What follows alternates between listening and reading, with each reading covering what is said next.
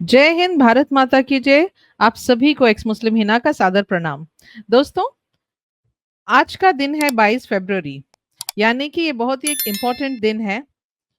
आज के दिन हमारे प्रिय एजुकेशन मिनिस्टर, जो कि हमारे आजाद भारत के पहले एजुकेशन मिनिस्टर रहे हैं, उनकी डेथ एनिवर्सरी है। तो उनको याद करते हुए आइए हम जानते हैं कुछ तथ्य उनके बारे में। दोस्तों, हम आज ये जानते हैं कि आखिर हमारे एजुकेशन सिस्टम का कितना हाथ रहा है हमें सेक्युलरिज्म के रास्ते पर पहुंचाने में। अगर हम ये सोचें कि जब हमारा देश आजाद हुआ था, तो भारत अलग हो गया था, पाकिस्तान अलग हो गया था, बांग्लादेश अलग हो गया था, जो कि पहले ईस्ट पाकिस्तान था एंड देन उसके बाद में 1971 में जो है बांग्लादेश हो गया। पाकिस्तान के नाम पर इस्लामिक कंट्री बना दी गई। ला इलाहा इल्लल्लाह मुहम्मदुर रसूलुल्लाह के नाम पर जो है इस्लामिक कंट्री पाकिस्तान का जन्म हुआ।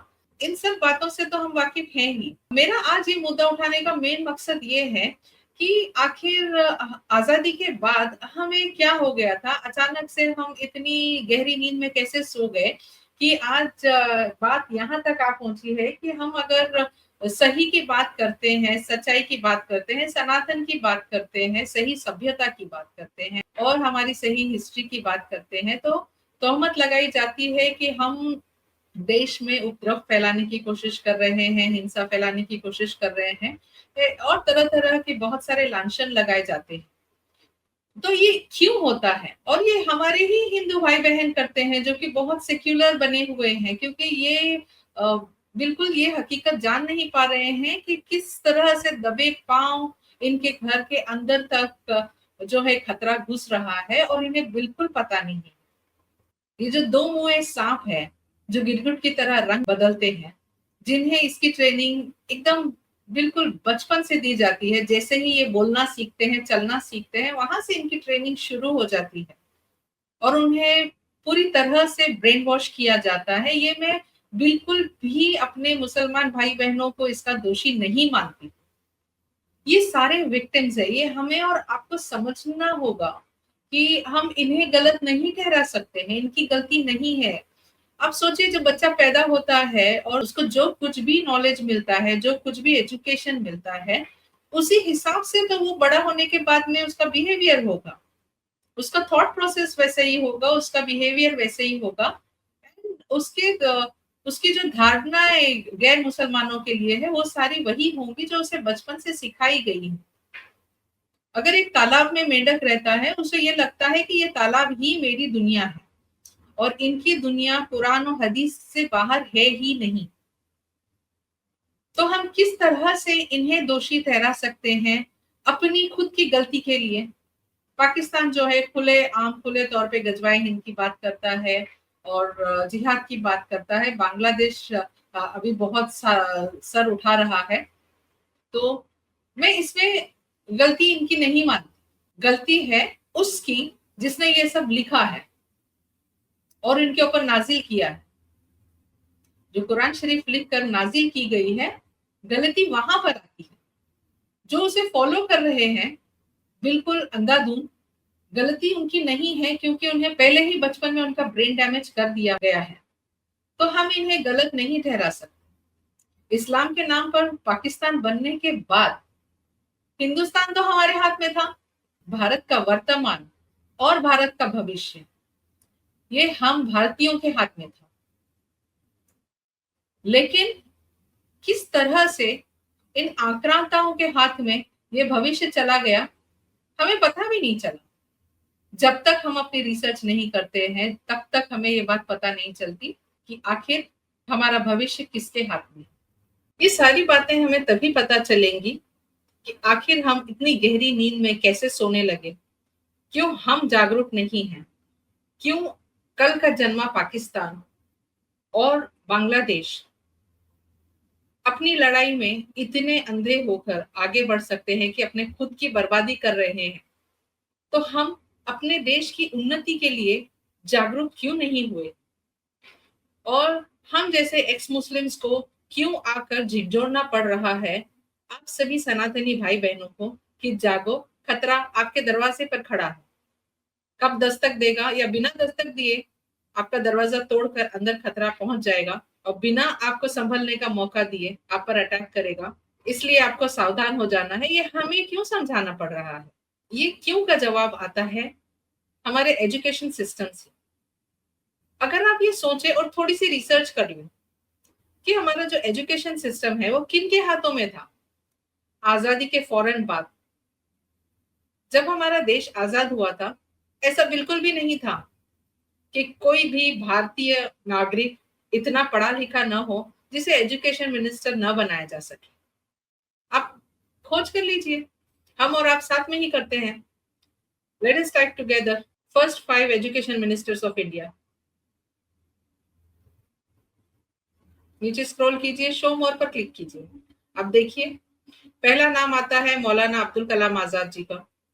दूसरा नाम आता है डॉक्टर के एल श्रीमाली। तीसरा नाम है श्री हुमायूं कबीर। चौथा नाम है श्री एम सी छागला। पांचवा नाम है श्री फखरुद्दीन अली अहमद। इन पांचों में से सिर्फ एक ही गैर मुसलमान है। भारत देश को काटा गया था, बांटा गया था धर्म के नाम पर। पाकिस्तान बनाया गया था, east Pakistan and west Pakistan, इस्लाम के नाम पर। तो आजाद भारत की, सनातनी भारत की एजुकेशन सिस्टम की बागडोर दी गई मौलाना अब्दुल कलाम आजाद जी। आइए कुछ और हम रिसर्च करते हैं। उससे पहले मैं आपको ये बात बताना चाहूंगी, बहुत से लोग जिन्होंने इसमें रिसर्च नहीं की हुई है वो समझेंगे कि श्री एम सी छागला जी ये भी तो एक सनातनी है। ये सनातनी नहीं है। इनका नाम जो है एन सी छागला है, और इसको हम जाकर अगर से गूगल कर ले, एम सी छागला जी, इनका पूरा नाम है मोहम्मद अली कुर्रिन छागला। तो ये भी गैर मुसलमान नहीं है। तो अभी हम थोड़ा सा रिसर्च करेंगे हमारे माननीय मौलाना अब्दुल कलाम आजाद जी के बारे में, जो हमारे फर्स्ट एजुकेशन मिनिस्टर रहे हैं आजाद भारत के। इनका योगदान क्या था आजादी की लड़ाई में? इन्होंने दुनिया भर में कौन कौन सी लड़ाइयों को लीड किया, इनका एजुकेशनल क्वालिफिकेशन एंड ऑल, ये सारी चीजें हमारे लिए बहुत ज्यादा मायने रखती है। क्योंकि हमें जो कुछ भी टेक्स्ट बुक्स में पढ़ाया गया था, तो वहां पर ज्यादा से ज्यादा हमें मुगलों के बारे में नॉलेज दिया गया। If I come to history, हमें मुगलों के बारे में, बाबर का बाप कौन है, बाबर का बेटा कौन है, अकबर कौन है, औरंगजेब कौन है, ये सारी चीजें उनको मतलब इतना रटाया जाता था कि हमें ऐसे लगने लगा था कि भारत के कर्ता धर्ता तो यही है, हिंदू तो बाहर से आए हैं। To be very frank, as a student उस वक्त मुझे यही लगता था कि हिंदुस्तान जो है वो मुगलों का है। हमारा उस वक्त मैं अपने आप को मुसलमान ही मानती थी, तो हम मुसलमानों का हिंदुस्तान है। इस पर बाहर से हिंदूज ने आके कब्जा करने की कोशिश की है और इतने फैल गए हैं। यही बात अभी के भी लोगों में है। आज का भी जो मुसलमान है, जो कि एक विक्टिम है, जो एक बेचारा है, जिसके लिए हमें दया आनी चाहिए, जो एक मानसिक बीमारी से लिप्त है, मानसिक बीमारी से गुजर रहा है, हमें चाहिए कि उनके प्रति हमें बहुत ज्यादा दया होनी चाहिए। दया की भावना से हमें उनको हील करना चाहिए, उनको एजुकेट करना चाहिए कि ये जो बीमारी है इसका इलाज है, और इसका इलाज बहुत ही सिंपल है। सिर्फ अपने सोचने का ढंग बदलो, सिर्फ सही समझो, सही और गलत के बीच का अंतर जानो मेरे भाई और मेरी बहन। बस उन्हें इतना ही बताना है। आखिर ये है तो हमारा ही खून, ये हमारे ही सनातनी भाई बहनों ने, जिन्होंने डर के मारे सलवार पहनी थी किसी जमाने में, ये उन्हीं की संतानें हैं। जहां तक हो सकेगा हमें इनको फिर से वापस लाने की कोशिश करनी चाहिए। इन्हें इनकी हकीकत बताने की कोशिश करनी चाहिए, ना कि इन्हें हम धिक्कारे, इन्हें हम गलत समझे, इनको हम कहते हैं ना हर एक चीज का कसूरवार माने। कसूरवार ये नहीं है, कसूरवार है इनको दी गई पढ़ाई, इनका मदरसा का ज्ञान, जो कि बहुत ही खतरनाक है। फिर से टॉपिक से ना भटकते हुए मैं वापस आऊंगी। मौलाना अब्दुल कलाम आजाद जी के बारे में जब मैं बात कर रही थी, आइए जानते हैं आप भी मोबाइल पर टाइप कीजिए मौलाना Abdul Kalam Azad on Google and enter कीजिए, तो आपको विकिपीडिया का पेज मिल जाएगा, क्योंकि विकिपीडिया से ज्यादा हम और किस चीज पर भरोसा कर सकते हैं। ये मैं अपना मोबाइल का स्क्रीन भी शेयर कर रही हूँ आप लोगों के साथ में, तो ये देखिए। इनका पूरा नाम है अब्दुल कलाम गुलाम मोइनुद्दीन अहमद बिन खैरुद्दीन अल हुसैनी आजाद। मुझे नहीं लगा था कि इतना बड़ा नाम होगा, सीरियसली। इनका जन्म हुआ था 11 नवंबर 1888। Oh my God, it is the education day. Bharat का एजुकेशन डे सेलिब्रेट होता है, और जो अभी हाल ही में गया है 11 नवंबर। और इनकी मृत्यु हुई थी 22 फरवरी 1958। इन्हें ये बात बिल्कुल आप ध्यान में रखना, जो ये सेंटेंस में रीड करने जा रही हूँ, he was an Indian independence activist. इस बात को बिल्कुल ध्यान में रखना, क्योंकि आगे मैं इस मुद्दे को उठाऊंगी और इस पर थोड़ा 2 मिनट की हम रोशनी डालेंगे। देखिए, अगर नेक्स्ट पैराग्राफ हम देखेंगे कि quick facts about our first education minister, he used to write poetries in Urdu. अरे इनके इन्होंने तो बहुत ज्यादा पढ़ाइयाँ की हुई है in on religion and philosophy. He used to write poetries, यही सब तो मैं यहाँ पर देख रही हूँ। So he is a very educated person, I think. और आगे हम चल के देखते हैं। He's done critical journalism and publishing works in British Raj. Okay wait, अगर ये वाली लाइन आप देखें, ये देखिए, मैं हाईलाइट कर रही हूँ।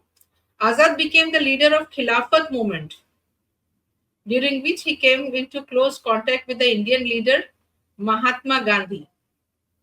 ओके, ये जो खिलाफत मूवमेंट है दोस्तों, ये एक्चुअली में खिलाफत मूवमेंट नहीं है, ये खलीफा मूवमेंट है।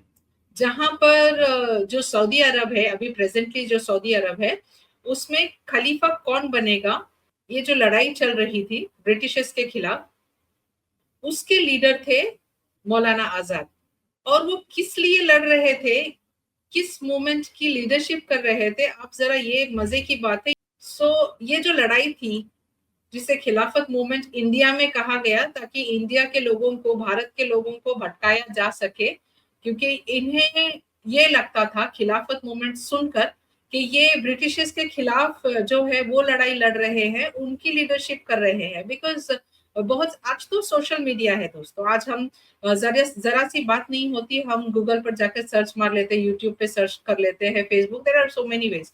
लेकिन उस वक्त सिर्फ वर्ड ऑफ माउथ, एक दूसरे की बोली हुई बात पर लोग यकीन करते थे। तो ये जो खिलाफत मूवमेंट का जो सपोर्ट हिंदुस्तान के लोगों ने, ज्यादातर आम जनता ने जो भी दिया, सारे जयचंद लोगों को ये बात पता थी। लेकिन जो आम नागरिक है, जैसे हम और आप, ये इतने नादान थे कि इन्हें बिल्कुल इस लड़ाई की हकीकत पता नहीं थी। जो इंसान ने खिलाफत मूवमेंट का साथ दिया था for Saudi Arabia, he was fighting for Saudi Arabia, उसे हिंदुस्तान का एजुकेशन मिनिस्टर बना दिया गया था after independence. My first question over here is, जब पाकिस्तान अलग हो ही चुका था इस्लाम के नाम पर, तो ये इस्लामिक स्कॉलर हिंदुस्तान में क्या कर रहे थे, और इतनी बड़ी पोजीशन इनको दी कैसे गई। Under his biography early life, अगर से हम वहां पर देखें तो he was, oh my god, see. अब यहाँ पर ये बात मजे की आती है, मेरे दिमाग में ये क्वेश्चन चल रहा था जब मैंने इनके बारे में अभी आपके सामने जब मैंने गूगल किया, तो मेरे दिमाग में ये सवाल आ रहा था, why was he was in India, he is considered as Indian activist who was fighting for freedom. तो why was he fighting for Saudi Arabia, why was he the leader of Khilafat movement या खलीफा movement. उसका जवाब यहाँ पर आता है। अगर अभी आप स्क्रीन पर देखेंगे, again it's given, Azad was born on 11th November 1888 in Mecca, then a part of Ottoman Empire, जो कि आज का सऊदी अरब है। तो जो इनका देश प्रेम है, जो इनकी देशभक्ति है, क्या वो भारत के लिए थी, या फिर ओटोमन एम्पायर, उनका जो बर्थ प्लेस है, उसके लिए थी? ये मेरा दूसरा क्वेश्चन है। बड़े ही सोचने वाली बात है। रहते यहाँ पर थे, खाते यहाँ पर थे, पूरी जिंदगी यहाँ पर निकली है। कहा जाता है कि उनके माँ बाप यहाँ पर शिफ्ट हो गए थे और यहीं पर उनकी जिंदगी निकली है, यहीं से उनकी पढ़ाई लिखाई जो कुछ भी है, वो तो पढ़ाई लिखाई आगे जाकर हम देखेंगे। माफ कीजिएगा, आगे जाकर हम देखेंगे कि पढ़ाई लिखाई उन्होंने कितनी की है, किस हद तक की है, कौन सी फील्ड में इन्होंने महारत हासिल किया है कि हमारे देश में इनसे ज्यादा पढ़ा लिखा और समझदार इंसान व्यक्ति मिला नहीं जिसे एजुकेशन मिनिस्टर बनाया जा सके। खैर, अभी हम आगे बढ़ते हैं। एजुकेशन एंड इन्फ्लुएंसेस, अगर आप देखेंगे स्क्रीन पर, मैंने ये स्क्रीन शेयर किया हुआ है अपने मोबाइल का। Azad was home schooled and self taught.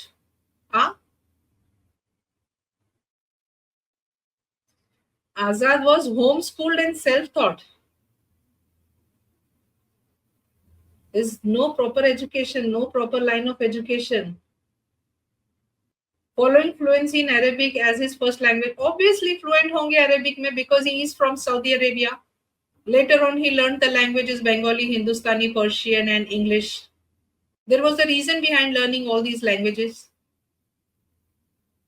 एक homeschooled बंदा इतनी ज्यादा लैंग्वेजेस सीख रहा है, उसके पीछे का जो मकसद है उसको जानना बहुत जरूरी है। अब देखिए, खिलाफत मूवमेंट में जब उन्होंने लीडरशिप की तब वो महात्मा गांधी जी के नजर में आए। उसके बाद में अगर हम थोड़ा और नीचे स्क्रॉल करें तो आप देखेंगे जो बंगाल में लोग पार्टीशन की बात कर रहे थे, that was somewhere around 1905 I think. Let me just go back and see. Azad's forefathers had come to India from Herat. His father was a Muslim scholar who lived in Delhi with his maternal grandfather, as his father had died at very young age. Okay. During the Indian Rebellion of 1857, he left India and settled in Mecca. Important देखने वाली बात यह है कि इनके four fathers Herat से आके India में रहे और फिर 1857 में इनके फादर ने भारत को त्याग दिया था, भारत को छोड़ दिया था, and he got settled in Mecca, where इनका जन्म हुआ था, जहां भी इनका जन्म हुआ था। बट इनकी जो पढ़ाई है, इनका जो गजवाए हिंद का सपना है, जो बचपन से कुरान शरीफ के थ्रू इन्हें दिया जाता है, वो उन्हें खींचकर फिर से हिंदुस्तान ले आया। और इस हद तक इन्होंने अपना डेडिकेशन बताया कि भले ही उन्होंने स्कूलिंग नहीं की हो, मदरसा का ज्ञान है उन्हें, होम स्कूलिंग और मदरसा का ज्ञान है, उसके थ्रू उन्होंने लोगों के बीच अपना नाम बनाया, अपनी पहचान बनाई। अब मैं आती हूँ बंगाल पर। 1905 में पार्टीशन के लिए बहुत आवाज उठ रही थी कि हिंदुस्तान से बंगाल को अलग कर दिया जाए। अब यहाँ पर इनकी बंगाली काम आई और इन्होंने अपने ही प्यारे मुसलमान भाई बहनों को अपोज करते हुए साथ दिया हिंदुओं का। ये बहुत ध्यान से सोचने समझने वाली बात है। जो बंगाल के मुसलमान बंगाल का पार्टीशन चाह रहे थे, उनको अपोज किया मौलाना आजाद ने और हिंदुओं का साथ दिया, जिसकी वजह से वो हिंदुओं में इतने ज्यादा प्रसिद्ध हुए कि हर जगह पूरे देश में उनकी वाहवाही होने लगी। ये एक सोची समझी साजिश के तहत किया गया। अगर मैं अपना नजरिया बताऊं, correct me if I am wrong, because जहां से मैं ये देख रही हूं मुझे यही लग रहा है, क्योंकि end of the day Pakistan और बांग्लादेश का पार्टीशन रुका तो नहीं। जब फाइनल पार्टीशन की बात आई तो क्या पार्टीशन इन्होंने रोका? नहीं। और तो और जो हिंदुस्तान से मुसलमान कूच करना चाह रहे थे, जो लोग हिंदुस्तान के मुसलमान यहाँ से हिंदुस्तान छोड़कर पाकिस्तान या बांग्लादेश जाना चाह रहे थे उस वक्त का ईस्ट पाकिस्तान और वेस्ट पाकिस्तान में, वहां पर इन्होंने उन्हें मना किया कि आप भारत में रहो, भारत के अंदर से अपनी लड़ाई लड़ो। जब पूरा मिल सकता है तो इसे छोड़ना क्यों? वहां से पाकिस्तान लड़ेगा, यहाँ से ईस्ट पाकिस्तान लड़ेगा और आप हिंदुस्तान के अंदर से लड़ो। तो इस नतीजे पर पहुंचा हूं कि पूरे हिंदुस्तान के लिए इस स्कीम के जो भी नुकसान है वो अपनी जगह, लेकिन मुसलमानों के लिए तजवीज सख्त तबाहकुन साबित होगी। इससे इनकी कोई मुश्किल हल होने के बजाय मजीद मुश्किलातें पैदा हो जाएंगी। अव्वल तो पाकिस्तान का लफ्ज़ मेरे नजदीक इस्लामी तस्वुरात के खिलाफ है। पैगंबर इस्लाम सल्लल्लाहु अलैहि वसल्लम का इरशाद है कि अल्लाह ताला ने तमाम रोज़ जमीन को मेरे लिए मस्जिद बना दी। इस रोज़ जमीन को पाक और नापाक के दरमियान तकसीम करना ही इस्लामी तालीमात के मुनाफी है। दूसरी ये कि ये पाकिस्तान की स्कीम एक तरह से मुसलमानों के लिए शिकस्त की अलामत है। हिंदुस्तान में मुसलमानों की तादाद 10 करोड़ के अंदर है और वो अपनी जबरदस्त तादाद के साथ ऐसी मजहबी और माशरती सिफात के हामिल है कि हिंदुस्तान की कौमी व वतनी जिंदगी में पॉलिसी और नज्म व नस्क के तमाम मामलात पर फैसला कुन असर डालने की ताकत रखते हैं। पाकिस्तान की स्कीम के जरिए इनकी ये सारी कुव्वत और सलाहियत तकसीम और ज़ाया हो जाएगी और मेरे नजदीक ये बदतरीन बुज़दिली का निशान है कि मैं अपनी मीरास पिदरी से 10 बाजार हो गए छोटे से टुकड़े पर कनाअत कर लूं। और ये जाता है बैक 1400 1450 साल पुराना वाला गजवाए हिंद का जो टेक्स्ट मैसेज है for all the Muslims in the world कि गजवाए हिंद करना है। ये थे हमारे education minister, first education minister, जिनके हाथ में हमारे देश का आज और आने वाला कल, हमारे देश के भविष्य की बागडोर दी गई थी। और फिर हम आज उठकर ये कहते हैं कि आखिर हम हिंदू सो क्यों रहे हैं? भाई आप लोगों के तो आंखों पर पट्टी बांधी गई, आपको वही दिखाया गया जो दिखाना चाहते थे ये लोग, आपको वही पढ़ाया गया जो ये लोग पढ़ाना चाहते थे। मुझे याद है हमारी हिस्ट्री की किताब में there used to be like 3, 4, 5 lessons, chapters on Mughals every year, और बहुत कम चैप्टर्स होते थे हमारे देशभक्त, हमारे राजाओं महाराजाओं पर। कई बार एक चैप्टर में शॉर्टकट में एक एक पैराग्राफ एक एक के लिए वो फॉर्मेलिटी दी जाती थी। एक पैराग्राफ हो गया छत्रपति शिवाजी महाराज के ऊपर, एक पैराग्राफ हो गया पृथ्वीराज चौहान जी पर। मतलब इतना छोटा छोटा कि हमें याद भी नहीं रहता। आज मुझे पता है कि छत्रपति शिवाजी महाराज ने कितना त्याग किया अपने देश के लिए, कितना बलिदान दिया, कितना लड़े हैं अपने स्वराज के लिए, अपने अखंड भारत के लिए। लेकिन उस वक्त हमें इतना ही पता था कि वो एक महाराष्ट्र के राजा थे। हमें क्लैरिटी के साथ सच्चाई बिल्कुल नहीं बताई गई थी और ये एजुकेशन सिस्टम की वजह से हुआ था। तो गलती किसकी है? इनकी है या गलती हम सनातनियों की है? There were no options left in India. Was there only single option to make him the education minister? आप सोचिए अगर आज के युग में पाकिस्तान का कोई एजुकेशन मिनिस्टर किसी सनातनी को, किसी हिंदू को वो रख सकते हैं क्या? अरे एजुकेशन मिनिस्टर तो छोड़िए, किसी स्कूल में टीचर की जॉब भी नहीं मिलेगी किसी हिंदू को। खैर अब हम आगे बढ़ते हैं। मौलाना आजाद जी ने काफी लिटरेचर में काम किया हुआ है, उनका लिटरेचर में भी बहुत योगदान रहा है। सो अभी हम टाइप करते हैं बुक्स रिटन बाय मौलाना अब्दुल कलाम आजाद। ये भी इंफॉर्मेशन हम विकिपीडिया से ही देखते हैं। उससे पहले कि हम किताबों पर जाएं, हम जानते हैं कि उन्होंने किन किन चीजों में ट्रेनिंग हासिल की थी। He was also trained in the madhabs of Hanafi, Maliki, Shafi'i and Hanbali fiqh, Sharia, mathematics, philosophy, world history and science by tutors hired by his family. अगर आप देखेंगे तो ज्यादातर इस्लामिक पढ़ाई है, शरिया के बारे में है, अलग अलग हनाफी, मलिकी, ये सारे अलग अलग फिरके हैं इस्लाम के। ये तो आप सभी जानते हैं, मुझसे ज्यादा तो आप सभी को पता है इन सब चीजों के बारे में, क्योंकि आज हमारे प्यारे भाई बहन बहुत जागरूक हैं, इन सारी चीजों की जानकारी रख रहे हैं। ये बहुत ही गर्व की बात है कि हम एक कदम अपनी तरफ से उठा रहे हैं। अब ये जानते हैं कि इन्होंने किताबें कौन सी लिखी थी। He has interpreted the Quran, the Hadith and the principles of fiqh and kalam. So इन्होंने कुरान का इंटरप्रिटेशन लिखा है, हदीस का इंटरप्रिटेशन लिखा है। ये बात ध्यान दीजिए कि इनका लाइन ऑफ एजुकेशन क्या रहा है और जो लिटरेचर में इन्होंने योगदान दिया है, जो किताबें इन्होंने लिखी है, उनमें कौन-कौन सी किताबें मेनली लिखी गई हैं। अभी स्ट्रगल फॉर इंडियन इंडिपेंडेंस, जब ये इंडिया के इंडिपेंडेंस के लिए स्ट्रगल कर रहे थे, जो हमारे फ्रीडम फाइटर्स इंडिया के इंडिपेंडेंस के लिए स्ट्रगल कर रहे थे, वो जा रहे थे जापान, रशिया, वहां से मदद मांगने के लिए, उनसे हेल्प मांगने के लिए, सपोर्ट मांगने के लिए। और ये जा रहे थे like Egypt, Syria, Turkey, France, इन्होंने हमारे आजादी के लिए क्या ही मदद की होगी। चलिए और मैं डिटेल्स में नहीं जाऊंगी, समझदार को इशारा काफी होता है।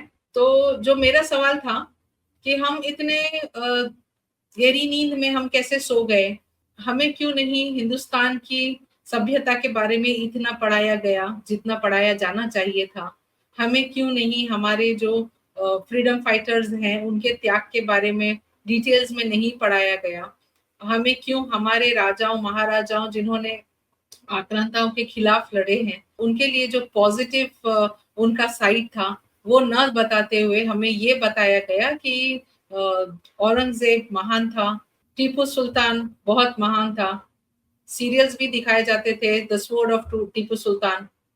ये सारी चीजें किस किस तरह से हमारे अंदर इनकलकेट की गई थी, जो हमें पता भी नहीं था, जितने सटल तरीके से ये हमें फीड की जा रही थी, हमें पता भी नहीं चला कि कब हमारे खून में सेक्युलरिज्म का कीड़ा इस हद तक पहुंच गया है कि आज हमारे सनातनी भाई बहन बैठकर अपने ही सनातनी भाई बहनों को गाली देते हैं और इनका साथ देते हैं।